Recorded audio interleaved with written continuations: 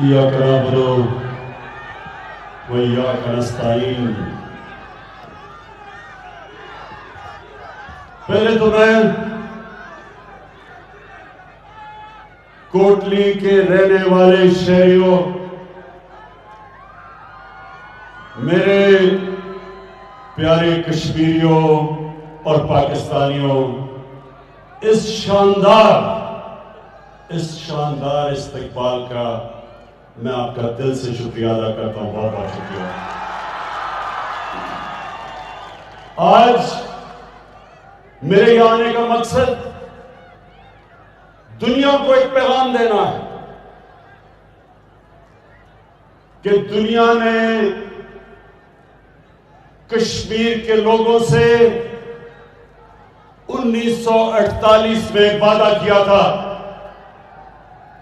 United nations کی security council کی resolutions کے مطابق کشمیر کے لوگوں کو حق ملنا تھا اپنے مستقبل کا فیصلہ کرنے کے لیے۔ تو آج میں یہاں آیا ہوں سب سے پہلے تو دنیا کو یاد کرانا کہ وہ جو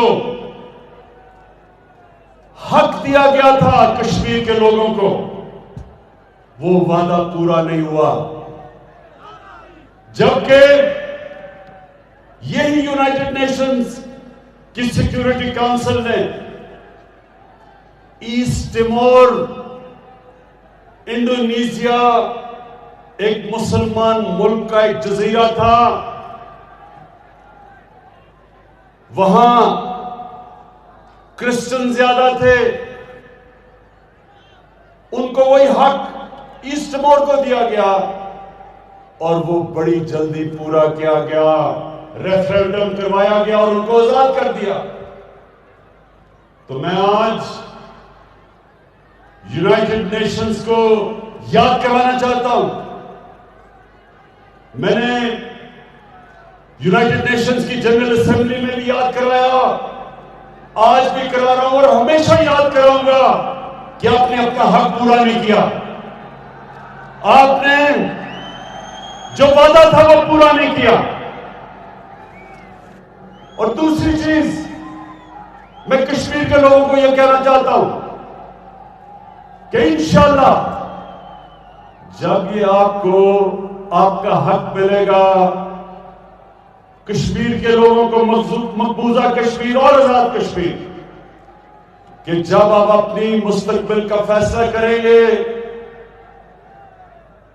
اور کشمیر کے لوگ انشاءاللہ جب پاکستان کے حق میں فیصلہ کریں گے، میں یہ بھی آج کہنا چاہتا ہوں کہ اس کے بعد پاکستان کشمیر کے لوگوں کو وہ حق دے گا،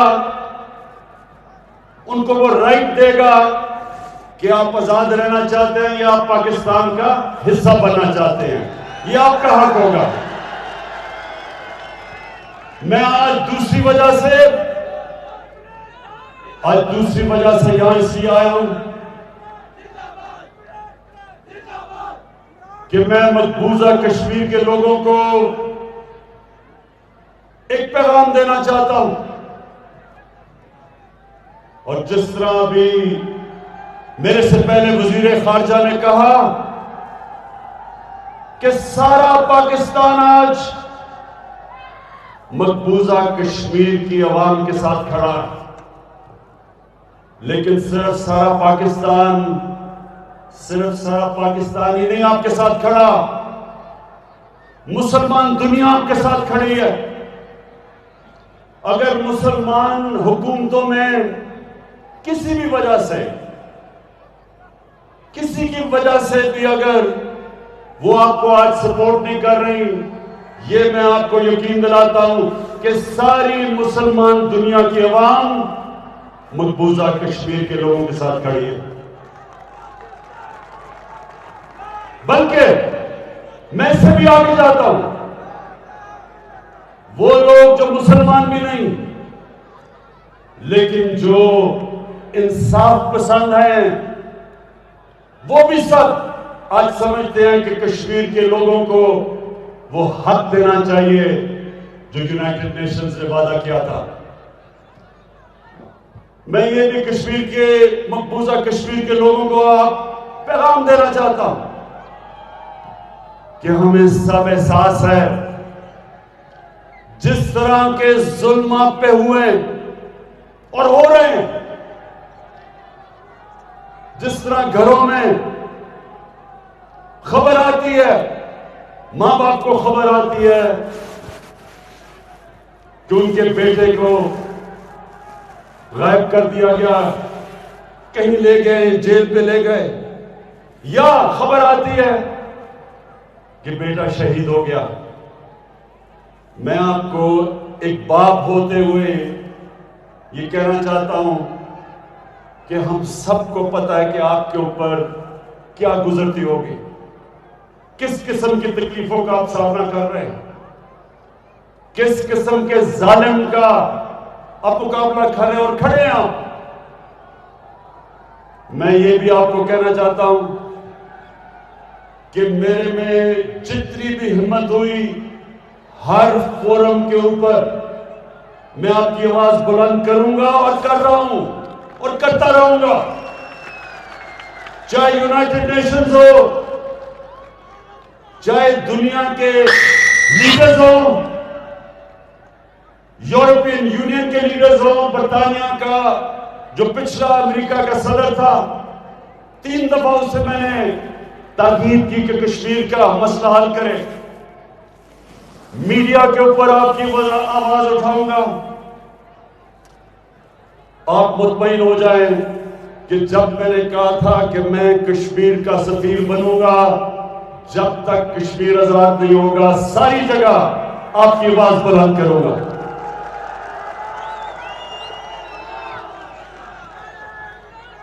میرے کوٹلی کے شہریوں، میں اب آپ کو یہ بتانا چاہتا ہوں کہ جب ہماری حکومت آئی تو میں نے پوری کوشش کی کہ ہندوستان کو ہم ایک دوستی کا پیغام دیں، ان کو سمجھائیں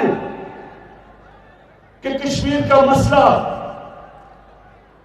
یہ آپ کے ظلم سے نہیں حل ہوگا۔ دنیا کی تاریخ یہ بتاتی ہے کہ کوئی بھی دنیا کی طاقتور فوج ایک آبادی کے خلاف نہیں جیت سکتی۔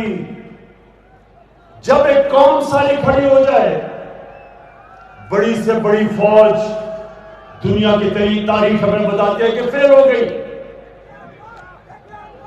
امریکہ سپر پاور ویتنام میں نہیں جیت سکا، 30 لاکھ لوگوں کی قربانی دی ویتنام کے لوگوں نے اور آخر آزاد ہو گئے۔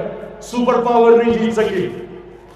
افغانستان کی تاریخ بتاتی ہے کہ کتنی سپر پاورز آئی ہیں افغانستان میں، لیکن ایک آبادی کے خلاف کوئی سپر پاور نہیں جیت سکتی۔ الجیریا میں فرانس نے کتنا ظلم کیا، لیکن آخر آبادی کے خلاف فرانس نہیں جیت سکا۔ ہندوستان 9 لاکھ فوج لے آئے، زیادہ بھی فوج لے آئے، لیکن وہ ایک آبادی ہے کشمیر کے لوگوں کی جو آپ کی غلامی قبول کبھی نہیں کرے گی۔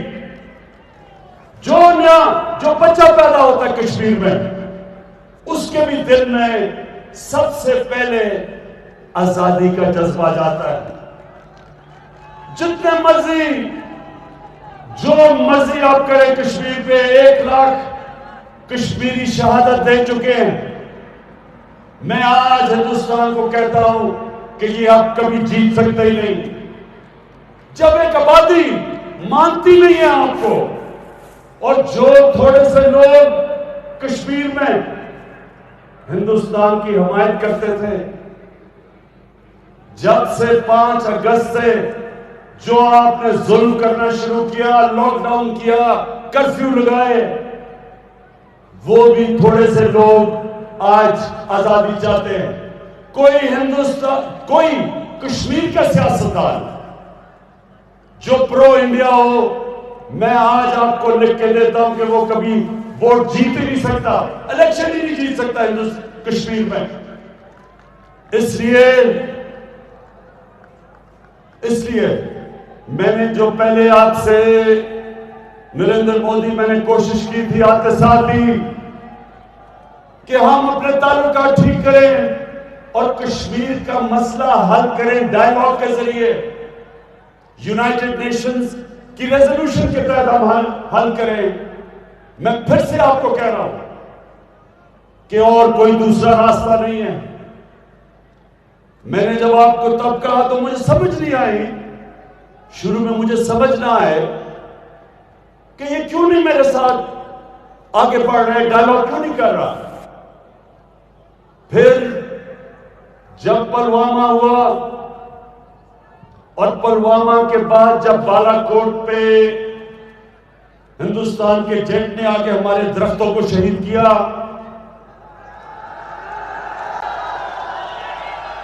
آپ کو پتا مجھے درختوں سے خاص لگا ہوا ہے، تو بڑی مجھے تکلیف ہوئی کہ ہمارے انہوں نے درخت شہید کر دیے، لیکن تب بھی مجھے پتا چل گیا کہ یہ امن نہیں چاہتے، یہ دوستی نہیں چاہتے، بلکہ وہ پلوامہ کو استعمال کر رہے تھے اور بالا کوٹ کو الیکشن جیتنے کے لیے۔ اور وہ جو ان کے ایک صحافی گوسوامی، اس کی جو منظر عام میں آیا، پتا چلا کہ پہلے سے پلان کیا ہوا تھا کہ انہوں نے حملہ کرنا چاہے، اور میں کہتا کیا کہ ہمارا پلوامہ سے کچھ نہیں تھا،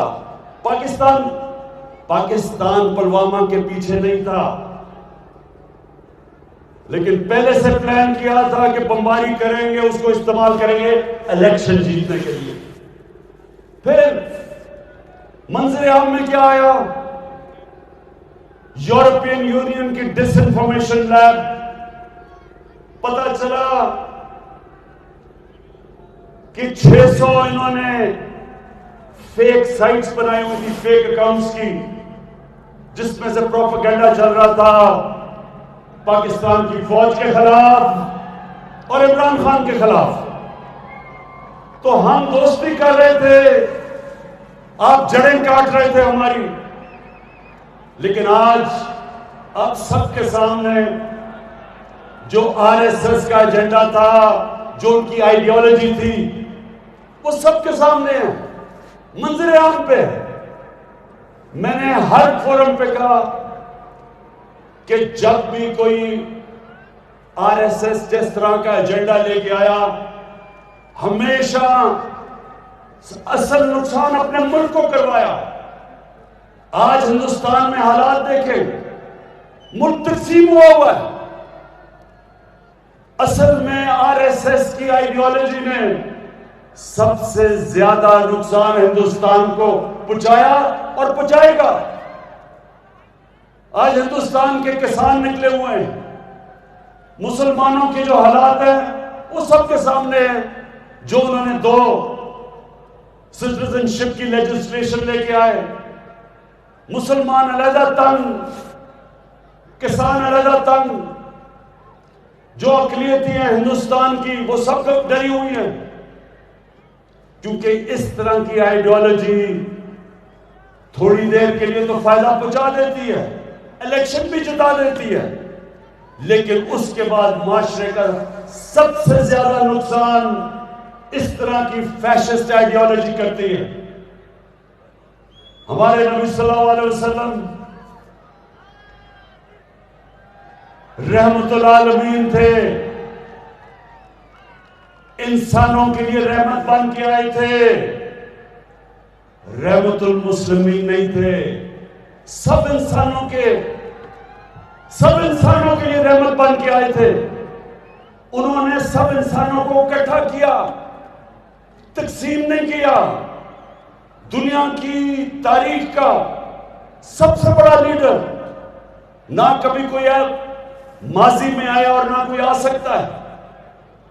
تو ہمیں اللہ نے کہا ان کی سنت پہ چلو. جو بھی ان کی سنت پہ چلتا ہے وہ ہوتا ہے لیڈر. قائد اعظم، جب قائد اعظم نے سیاست شروع کی تو ہندو مسلم ایمبیسڈر کرائے جاتے تھے، انسانوں کو اکٹھا کرنے والے لیڈر کہ مل کے آزادی کی جنگ لڑیں. جو نیلسن منڈیلا، جو سارا ساؤتھ افریقہ اس کو کیوں مانتا ہے؟ اس نے انسانوں کو اکٹھا کیا، تقسیم نہیں کیا. ایک تقسیم ہوئے معاشرے کو جوڑا. تو نریندر مودی، میرا سب سے بڑا پیغام آپ کو یہ کہ آپ جو ہندوستان کو تقسیم کر کے یہ ہندوتا کی جو آئیڈیالوجی ہے یہ آپ کو الیکشن تو جتا دے گی، یہ ہندوستان کی تباہی، یہ تباہی کی آپ بنیاد رکھ رہے ہیں. تو آج میں پھر سے آپ کو کہتا ہوں کہ کشمیر کا مسئلہ ہمارے ساتھ مل کے حل کریں، اور اس کے لیے سب سے پہلے جو آپ نے 5 اگست کو یہ قدم اٹھایا تھا 370 آرٹیکل ختم کرنے کا، اس کو ریسٹور کریں اور پھر ہمارے سے بات کریں اور یونائٹڈ نیشنز کی ریزولوشن کے تحت کشمیریوں کو وہ حق دیں جو دنیا کی کمیونٹی نے، ورلڈ کمیونٹی نے جو حق دیا تھا وہ دیں. ہم تیار ہیں آپ سے پھر سے بات کرنے کے لیے، لیکن پھر سے میں کہتا ہوں اس کو کبھی یہ نہ سمجھیں جو مجھے لگتا ہے پچھلی باری آپ نے سمجھا تھا کہ ہم کوئی کمزوری کے عالم میں آپ سے دوستی کرنا چاہتے ہیں. یہ ملک پاکستان، یہ ملک ان لوگوں کا ہے جو لا الہ الا اللہ کے کلمے کے اوپر ملک بنا تھا. اللہ کے سوا کسی کے سامنے یہ جھکنے والے لوگ نہیں ہیں. یہ کسی سے نہ کبھی کسی کا خوف ہے نہ ہو سکتا ہے. جو ایک اللہ کی غلامی کرتا ہے وہ کبھی کسی اور کی غلامی نہیں کر سکتا. اس لیے کبھی یہ نہ سمجھنا کہ جب ہم کہتے ہیں ہم آپ سے دوستی کریں گے کہ ہمیں کسی قسم کا خوف یا ڈر ہے. ہم چاہتے ہیں کہ کشمیر کے لوگوں کو ان کا حق ملے. ہم چاہتے ہیں ظلم ختم ہو. ہم چاہتے ہیں کشمیری بھی اپنی زندگی کا خود فیصلہ کرے. یہ ان کا ہیومن رائٹ ہے، یہ ان کا ڈیموکریٹک رائٹ ہے، اور انشاءاللہ اس رائٹ کے لیے سارا پاکستان کشمیر کے لوگوں کے ساتھ کھڑا ہے.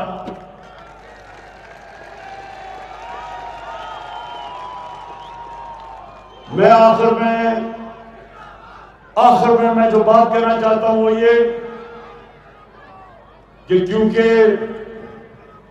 میں اپنے نبی صلی اللہ علیہ وسلم کی سنت پہ چلنے والا ہوں، میری بھی پوری کوشش ہے کہ میں سارے اپنے پاکستانیوں کو اکٹھا کروں، یونائٹ کروں، اپنے سارے صوبوں کو اکٹھا کروں، جو ہمارے علاقے پیچھے رہ گئے ہیں ان کی مدد کروں. جس طرح لائن آف کنٹرول میں لوگوں کو مشکل وقت سے گزرنا پڑتا اور یہ بمباری کرتے ہیں، خاص طور پہ میں ان کو پیغام دینا چاہتا ہوں کہ ہم آپ کی پوری مدد کریں گے.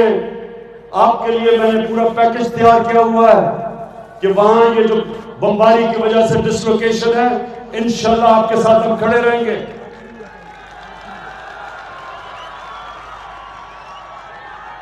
میں ہر قسم کی سوچ کے ساتھ بات کرنے کے لیے تیار ہوں، ہر قسم کے نظریے کے ساتھ میں بات کرنے کے لیے تیار ہوں، لیکن جو میں کبھی کسی قسم کی مفاہمت جو میں نہیں کروں گا، میں کبھی بڑے بڑے ڈاکوؤں کو NRO نہیں دوں گا.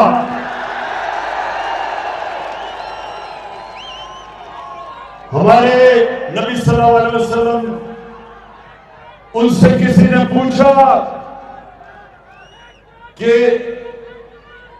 انہوں نے کہا جی یہ تو بڑی ایک قریش کی لڑکی ہے، عورت ہے، اس سے چوری کی ہے، یہ تو قریش خاندان کی ہے، تو اس کو معاف کر دیں۔ تو دنیا کے سب سے عظیم لیڈر نے کہا کہ اگر میں نے اس کو معاف کر دیا تو ہمارا وہ حال ہوگا جو تمہارے سے پہلے کتنی قومیں برباد ہوئی، جدھر طاقتور کے لیے ایک قانون اور کمزور کے لیے دوسرا قانون۔ میں کبھی چھوٹے چوروں کو جیلوں میں ڈالوں اور بڑے ڈاکوں کو NRO دوں، یہ میں کبھی نہیں کر سکتا۔ یہ جو مظفر آباد میں سب جمع ہوئے ہیں، آج ادھر سے میں ادھر سے سن لیں میری بات کہ آپ نے لانگ مارچ کرنی ہے، بشک لانگ مارچ کریں۔ آپ نے لانگ مارچ جدھر بھی کرنی ہے، میں آپ کی مدد کروں گا آپ کرنے کے لیے، لیکن اگر آپ الٹا بھی نہ ٹچائیں، NRO نہیں دوں گا۔